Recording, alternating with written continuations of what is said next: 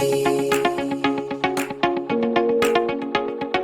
right, welcome everyone to the Beauty Business Strategies Podcast. I am Michael Yost, and today I am joined by two amazing guests.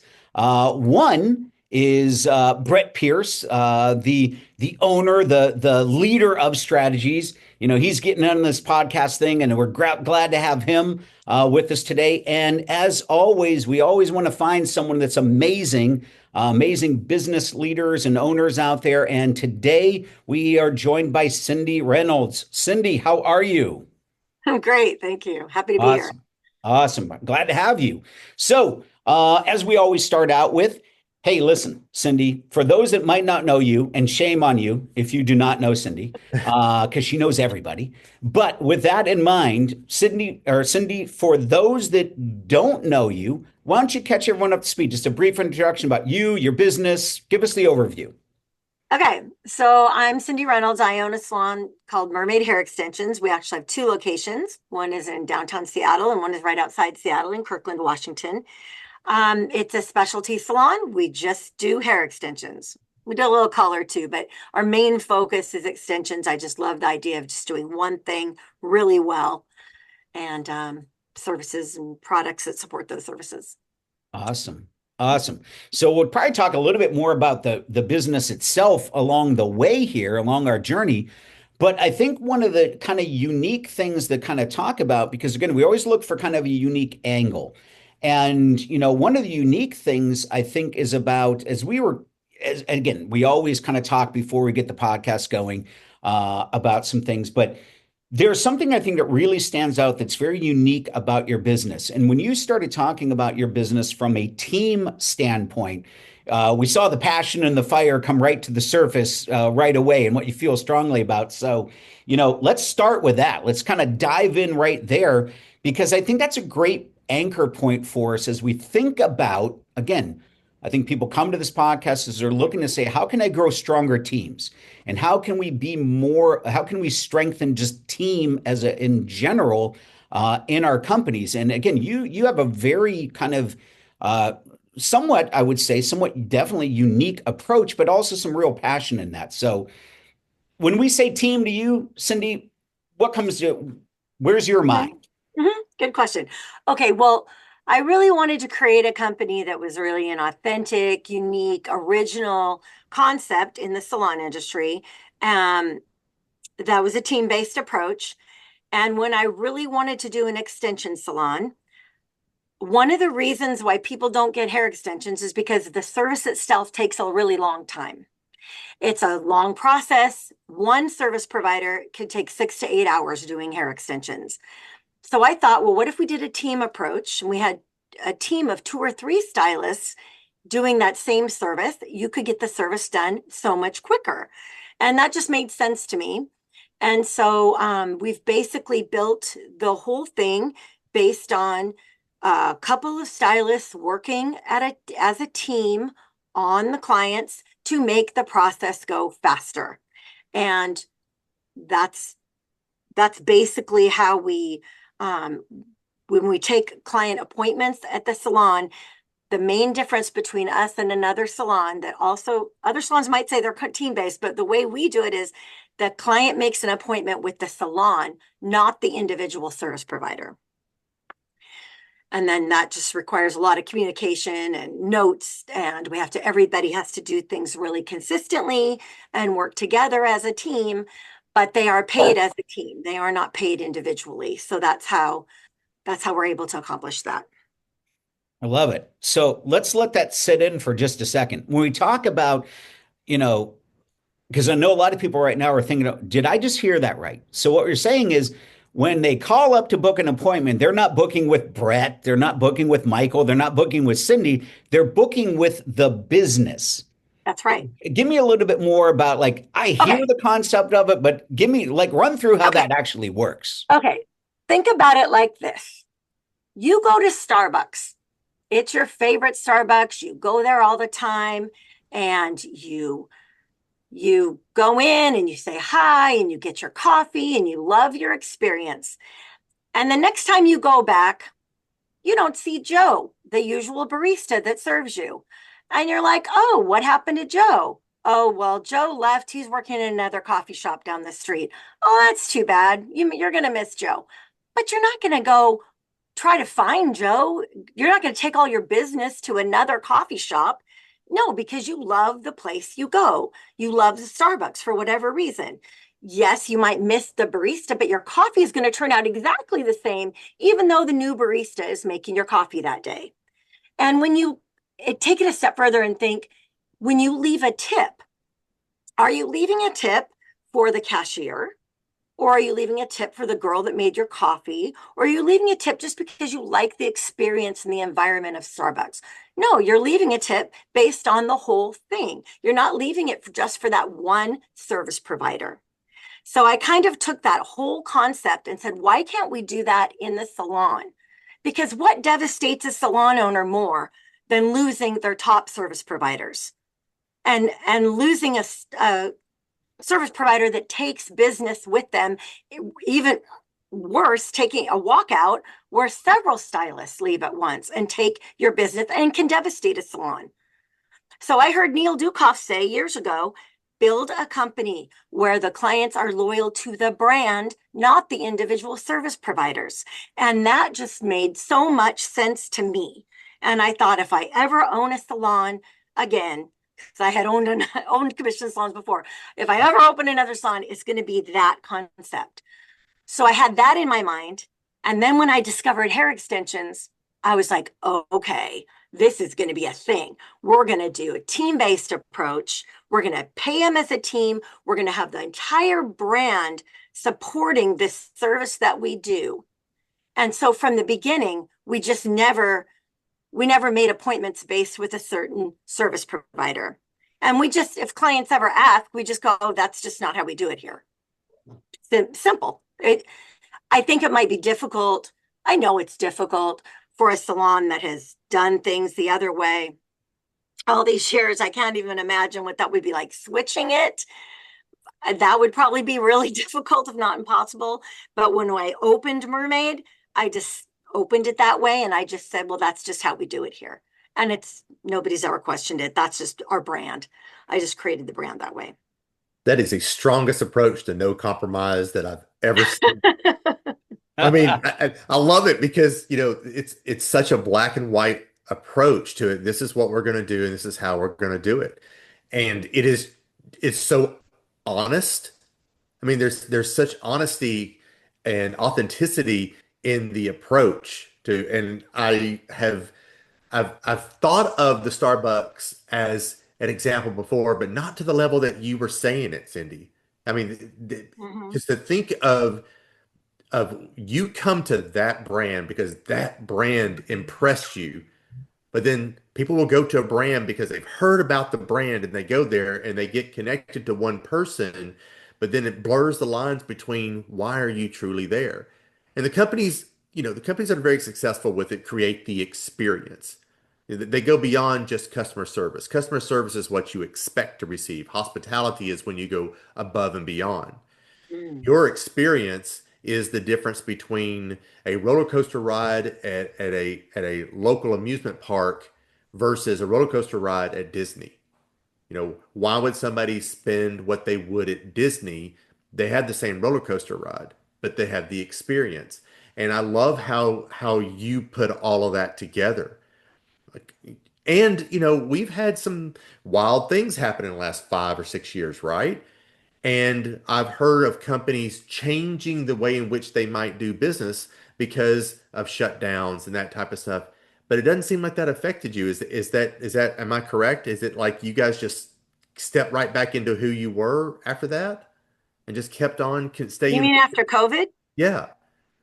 Well, I had a pretty devastating situation, just like everybody else. But we landed on our feet.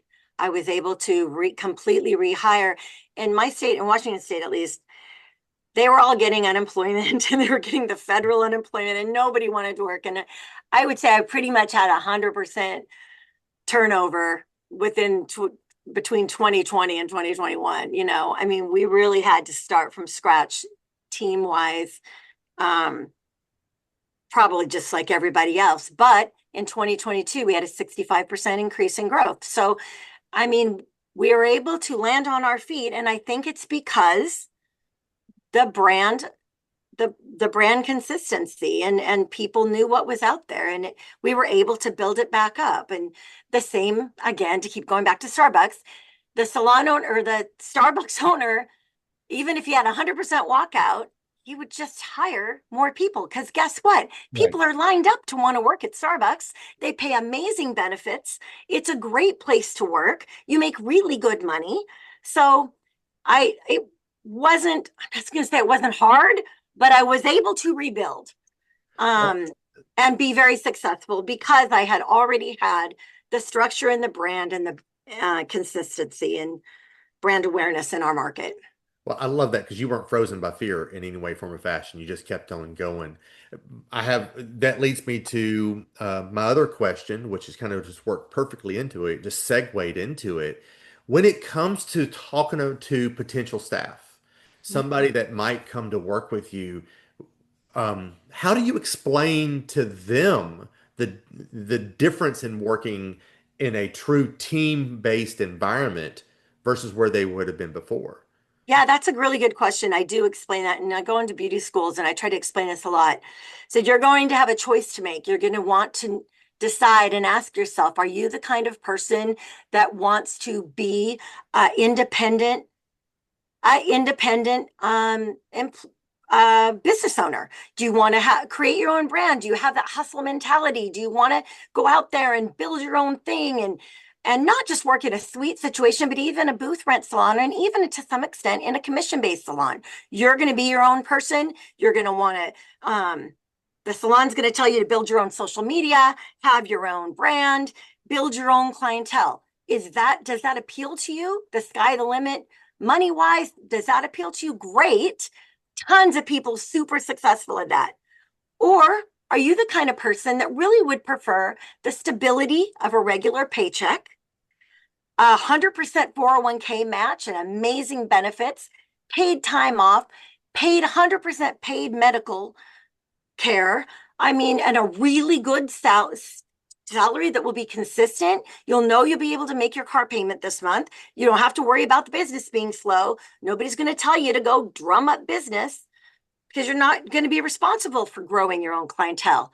We have standards, of course, but I'm not saying that's for everybody, but there are different kinds of people in the world, and there are a lot of people that really just want to go to work and go home at night and not take all the problems of owning your own business home with you. Booking the clients, paying all the bills, ordering the supplies. You want to do all that? Great, do that. But if you don't, and you just want to have a really great job and a really cool company where everybody's part of the same team with opportunity for growth, I don't know. I got a pretty good pile of resumes over here. I love that, Cindy. I love the passion, but what really is jumping off the page at me is because I always look for the fact that like, all right, I always want everything that we do with podcasts at least have a takeaway to say, what did I catch there? What did I learn? Here's my takeaway is when you build a brand, and I'm going to stay with that word because you've said it a number of times, and it really is so true. When you stay, here's what I want to create. Here's the business I want to create. Here's the brand I want to create. And again, you go to the fact that we're not going to compromise on what that looks like. That is such a powerful, powerful thing. And you've done a great way of showing that that doesn't have to be anything heavy or anything that's, I think sometimes when we start talking like this in certain ways, we can think, oh, that I've got to be this heavy fisted, this and that and the other. It's like, no, like what you just said is no, we're staying true to who we are. And either you want to be a part of it or you don't. We're not meant to be for everyone, Right, but we are looking for this kind of person. right. And I know at least for myself right now, I'm already thinking, oh, hey, listen, can I learn to do extensions? Maybe moving out west would be a cool move. I don't know. Michael and I are going to partner up. We're That's headed your way. but I You know, love that. And so I think, and again, this goes back to even at the beginning when you were just sharing right out of the gate, just that ability.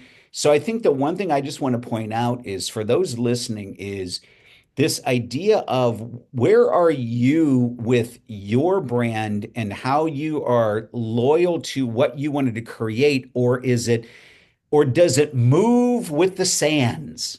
You know what I mean? Like, and you know what? Like you just said, like Cindy said, I love that you pointed out, like, no, hey, listen, COVID sucked, kind of devastated us, had a complete turnover, had to go find new. But it was, again, not that that was, as you said, not easy, wasn't fun, I'm sure. No one's going to describe that moment as fun, but we didn't compromise what we knew. And here we are. Like I said, the year after, as you're saying, 65% growth and continued. And here's where we are at this point.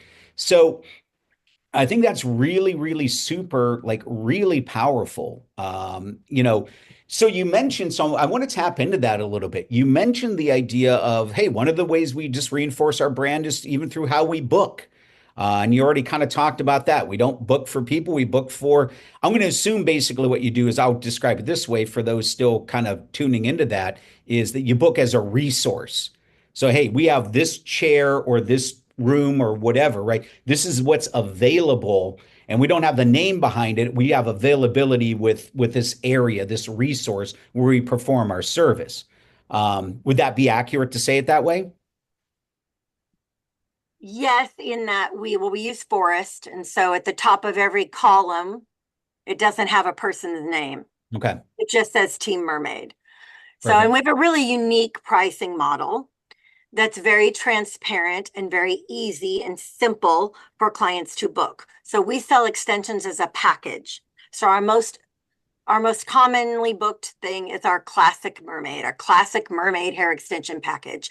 The booking system knows to book 3 hours for that. That is for a full head of extensions, and it includes everything. That one price that is listed that we advertise to the public, it's $19.95. That includes everything. It includes shampooing, putting the hair in, the package they take home to take care of their hair, free follow-up visits, free removals, the whole thing. It's very transparent and it's very simple, and that's very unique. I know there's a big trend right now in our industry. I don't know what Strategy's feeling is on it, but the big thing that's out there right now is this whole idea of parts and labor. I personally hate the parts and labor model. I think that the client doesn't want to hear about how you're going to take longer to charge me more. I mean, I just think it just doesn't sit well with me. So again, it all comes back to brand consistency. Know who your target demographic is. Our target client is a woman who has some money to spend on something extra like hair extensions. And guess what she is? She's busy and she does not have 8 hours to go sit in a salon and get her hair done. So our brand is about fun, energy, a team, a fast approach. It's not fancy. So the difference between that is say you're knowing your own brand, and say your brand is this elegant luxury spa zen kind of chill with the crystal chandeliers. Great. Know that that's your brand. You're not going to want to rush your client. She wants to spend 6 to 8 hours. Somebody who likes that and relaxing, pampering atmosphere, go ahead and take 8 hours on her. That's not our brand. Our brand is for busy women, regular women that just want more hair. Our tagline is a salon that gives you more hair.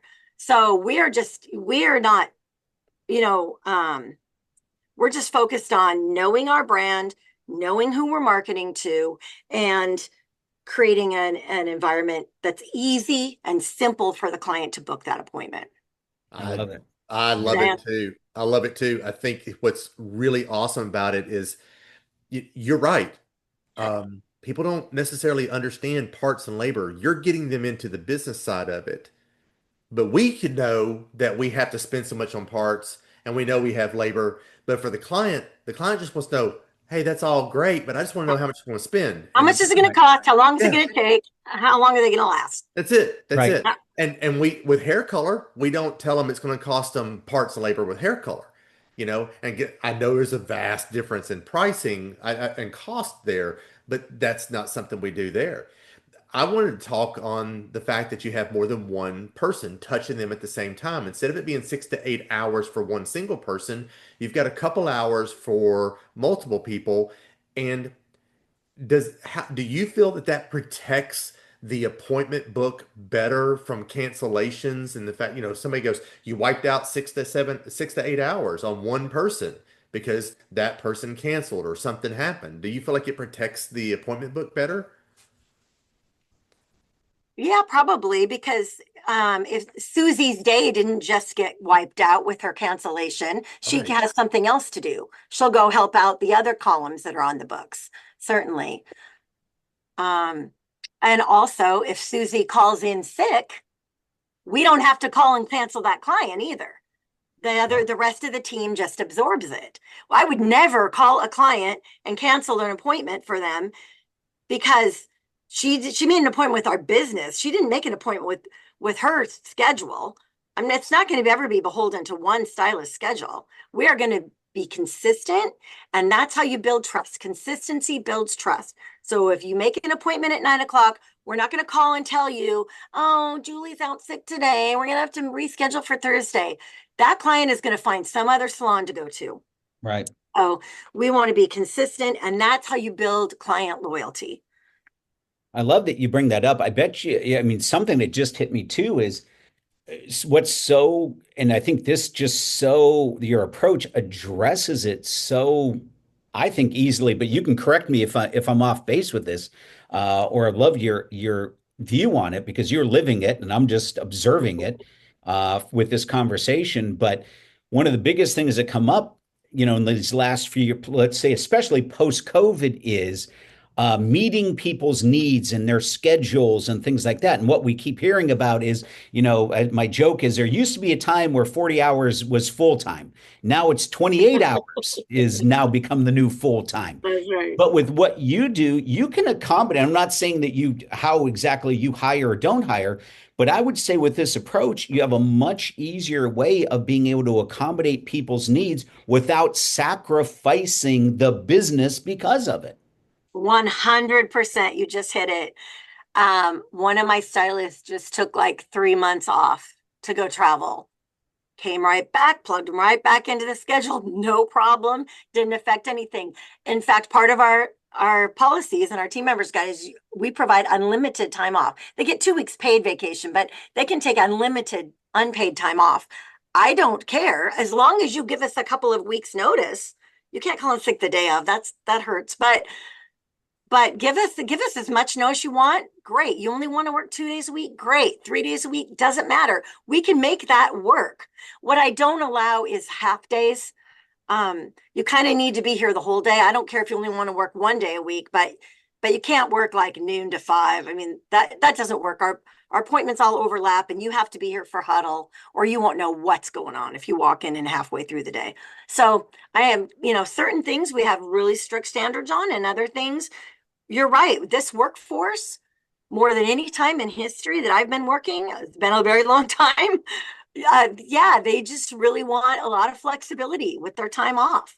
They have Mhm. other things that they want to do. They want to travel. They want to do other things, and that works for our model. Michael, that's Cindy, in incubator we talk about this. Michael, that's the most um almost obvious look at security in the brand. And when you're a team member and your concern might be, how am I going to create a career, job versus career? How am I taking care of over time? Is this company always going to be helpful? Excuse me, healthy? And they have security in the brand, and then they can step right back in because the brand is so strong. That is that is just it's the classic, the way it needs to be looked at type of model.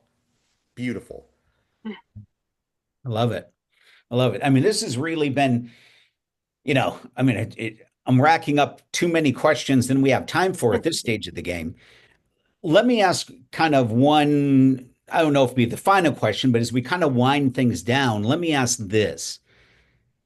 We've got a lot about this whole idea. We really kind of have locked into the importance of, just the brand, the importance of, and I think that really what that stems from is you as the business leader, as the business owner, just saying, this is what I believe in, and this is what I want to create. Um, what else? I mean, it might not be something we talked about, might be something Yeah. completely different, but what other, for those that would be listening in, what do you think are like, if you had one key or one thing, what's kind of guided you that's kept you like on track? Well, part of it is just the nature of the work that we do. I mean, making women feel good about themselves is really the most amazing thing you can do behind the chair. And what we're doing every day is transformations.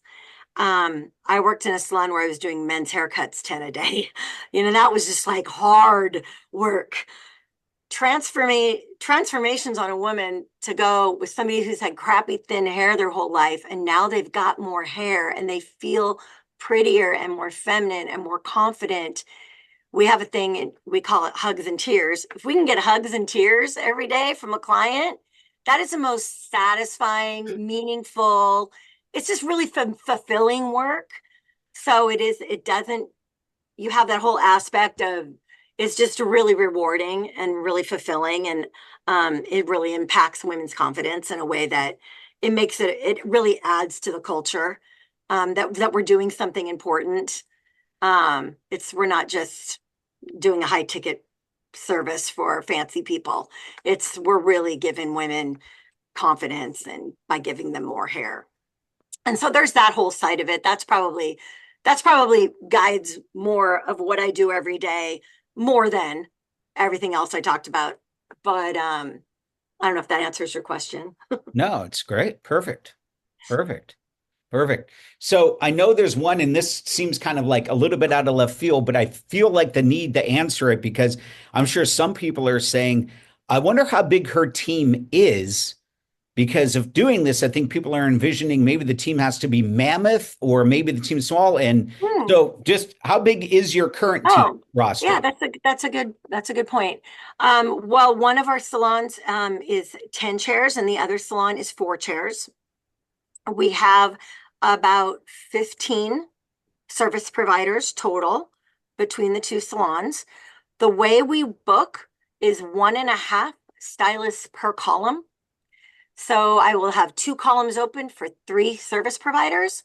And then that way the one that somebody can bounce back between the two, because we also do some color.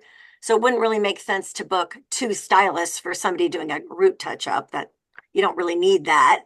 You need someone available to maybe help you blow dry real quick, but that seems to work. We also have an apprenticeship program, so we always have one at least apprentice on board at all times who's able to do things like the shampooing, the applying, the assisting with blow drying, the all the behind the scenes stuff that has to happen, like retaping hair extensions, washing them, getting them all ready to go. There's a lot of prep work involved with extensions, setting things up, getting things ready, cleaning up. So, yeah, it's not a huge team. We're between both salons, we're doing about 3 million a year for probably, yeah, 12 to 15 staff members.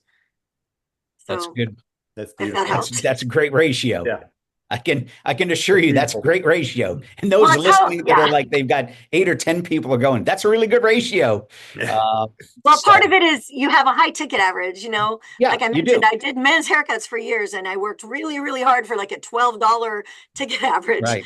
And I still work really, really hard, but to have a $500 ticket average, yeah, that's how you can afford to pay people amazing benefits and have a Yeah. great environment and take them on trips for education. We're all going to Vegas next weekend for IBS, so that's why I bring that up. Nice. But you can really just treat people to a much better career, if you can Right. find a way to get to serve those high ticket items.